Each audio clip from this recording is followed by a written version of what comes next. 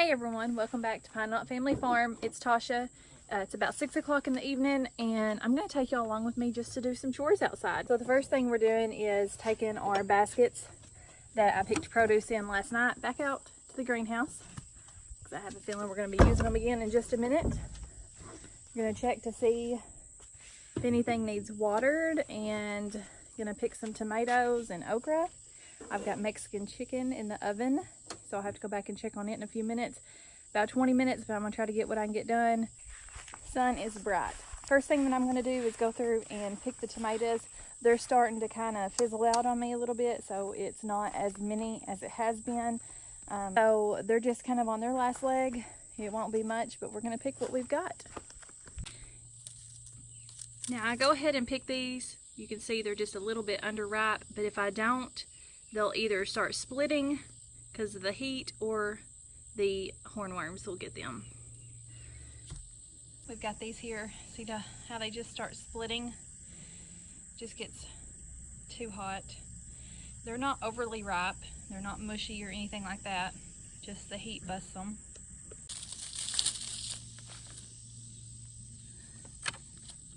I think Levi's unloading some rebar. They were on the job last week trying to get his trailer unloaded.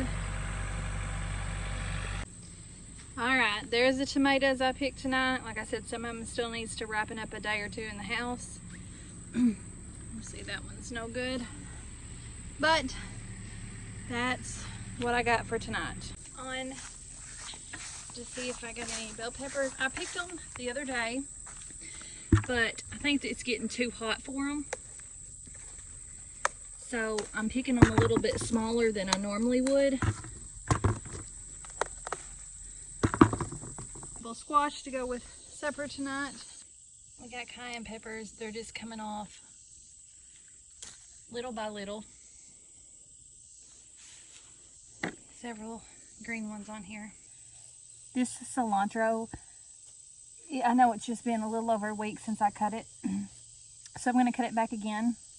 And I don't know how many more times I'll be able to keep getting cuttings off of it. But I just keep dehydrating it. And I just go close to the base and cut me a handful off. I'm not sure if that's the exact way you're supposed to be harvesting it. That's the way I've done it the last 2 times. And it has grown back extremely fast. So I've got to be doing something right. Don't you agree?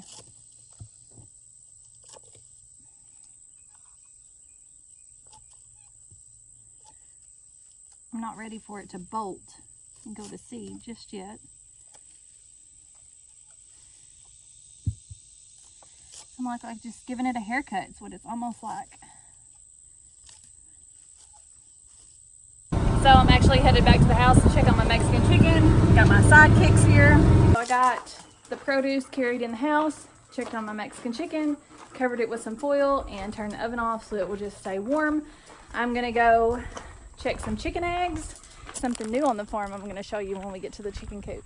What are y'all doing? So I have to show y'all real quick, these 2 toms, they used to roost up in this tree right here, and now they have decided that they want to roost over here in this shed on the back of his skidster, and it's stopping up the radiator. But I don't know what to do to make them move. I can pin them up and put them in the coop at night. They'll stay in there. They won't be happy about it, but the next day they're just right back out roosting wherever they want to roost. So hopefully they'll change their location pretty soon, but he said the radiator was completely stopped up the other day. So they just kind of run free. Now the turkey hens, they go up in the coop at night, but the toms do not want to. We was at Tractor Supply the other night, and they had the Cornish meat birds straight run. There was 30 of them left, so we got all 30. This will be our first attempt at meat birds, but the price they had them at was the exact same price that I could get them from a hatchery. And I've ordered several things from a hatchery before, and when you order them, I mean, it's fine. They come in, you know, they ship them the day they're born. They come in 2 days later. You have to go to the post office and pick them up. But from what I've experienced with the turkeys and the ducks and even the chickens is you're gonna lose one, and they usually do put an extra one in there, but then a couple days later you may lose another, and a couple days later you may lose another, so you may lose 3 or 4 before it's all said and done. These Cornish hens were about 10 days old. I would much rather have them 10 days old than 2 days old. They were already feathered out. You just don't have to be as delicate with them, so that was to our advantage, especially for the same price. They had 2 Rhode Island Reds left, so they had 30 Cornish hens and 2 Rhode Island Reds. The Rhode Island Reds were pullets. So Levi said we can't leave the 2 Rhode Island Reds, so we got 32 total, because, you know, why leave those 2 when we were buying that many? So this will be our first attempt at meat birds. We eat a lot of chicken, and I'm excited. I'm kind of nervous. The only thing that we do butcher on the farm now or process is the cows when we have a bull calf born. Normally I disassociate myself with them. When that happens, I don't hand feed them or anything like I do the other ones. So I'll just throw the food out for them and just don't let myself get attached, and we haul them off to get them processed. So this will be our first time processing our own meat, and I do have a really hard time with that, so I'm just got to not get attached to these. I've got to just go in thinking there's meat on the table, and hopefully I can do that. But you know, the chickens, the whole chickens, you can get them for $4 or $5 a whole chicken when you catch them on sale.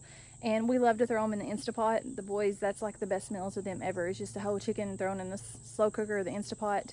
But in order to buy the organic chickens, you're looking at, for the same size that you could get a $4 or $5 one, $15 and $16. That's just not in our budget to do that.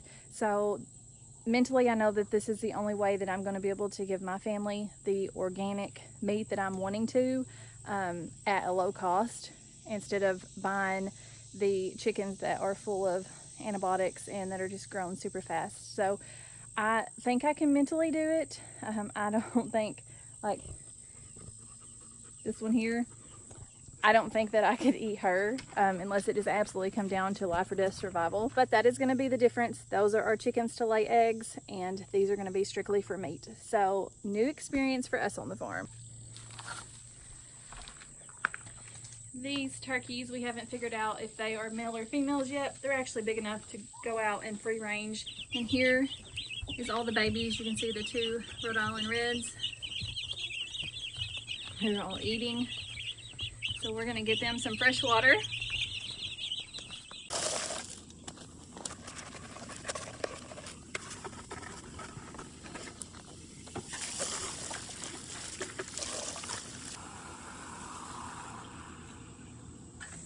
Throw out a little of that chicken starter right there, and they're all eating it. Watch out, little ones. Now, we do the deep litter method inside of here.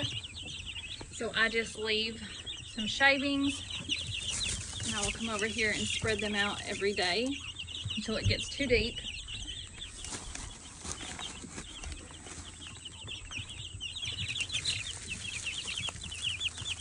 And if you'll watch, they actually like to scratch through it. Turk, turk! Now, inside this coop, which is the, I call the big chicken coop, you see the waters over here. I was keeping those filled up until a couple of weeks ago, and they were just drinking it so fast I couldn't keep it filled up. And if y'all have ever had any of those before, they're not the funnest things to just keep filling up every day. So I got one of the big plastic swimming pools, and that is what I've been using, because when we had goats, they would drink out of something similar to this that the goats had. They preferred it over their drinking water jugs over there anyways. So we changed this out daily.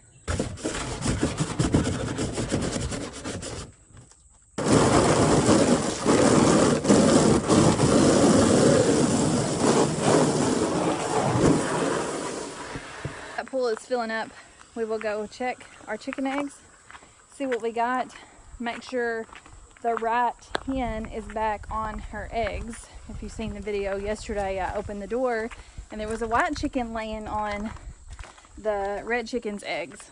So I had to boot her off And hopefully the right mama is back on there now. 2 eggs in there. Yes. You are the correct mama. I know. Don't mess with your eggs, huh? You're the one that's supposed to be on here. You got kicked off yesterday, didn't you? Probably got down to get you a drink. And she stole your eggs.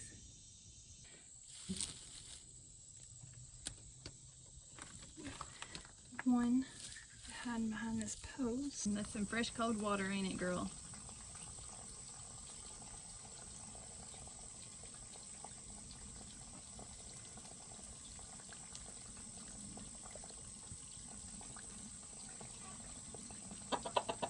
We got our chicken eggs, and we got one more thing to do before we call it a night. Kennel, you want to go for a ride? Kennel. Yeah, I got mud on me. I don't know if y'all have met Vegas before. I think you have, but this is Levi's hunting dog because Levi's a big duck hunter. So this is a lab. She's actually ready to go to the Grand Championships at some time. She's passed all her field trials and all that stuff, so she's pretty trained, but she thinks that this is her seat in the side-by-side, and all she wants is lovin's. You may refer to her as Crazy Vegas because she is wired 220. She wants to go and do all the time, which is great for the duck hunting field, but not great just on average. The last thing that we're going to do is we're going to go check on the cows and the horses. Everybody thinks they're fixing to get some food.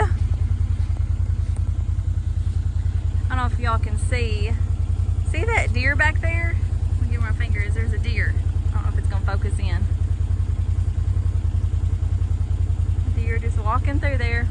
Cows, the horses are all fat and happy. Oh, Sassy, are you happy?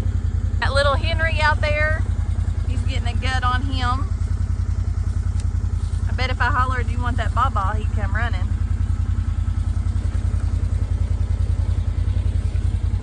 You want some camera time. Such a pretty boy. I can see the sun setting. All right, Vegas, come on. Actually got some kennels built over there for the dogs that have just never gotten finished yet. Got her a pen fixed up over here.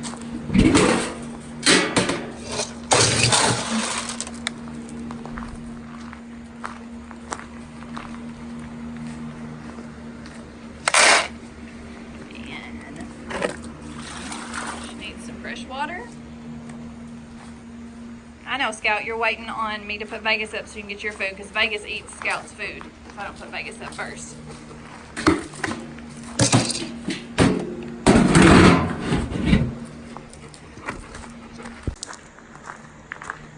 Levi's got her a little fan fixed up there at night, so she's definitely good.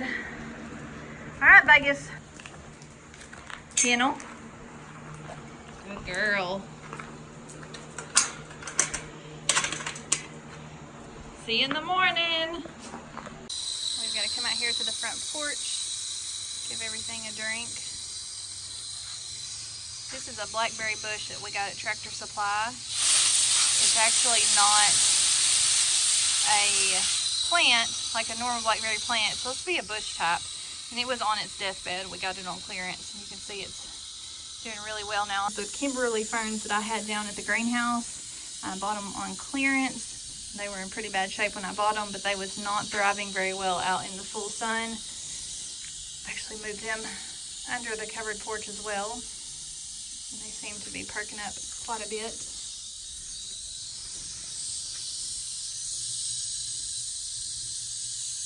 If you're a southerner, you gotta have ferns hanging from your front porch. It's just kind of a rule. I'm just kidding, you really don't have to. But I do feel like it's a southern thing. Let's go get your food.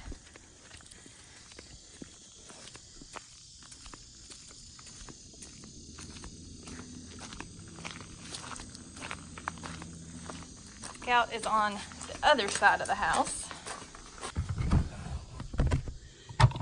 We keep his dog food and his dog bones in this pouch, because if we don't, the raccoons will have fun.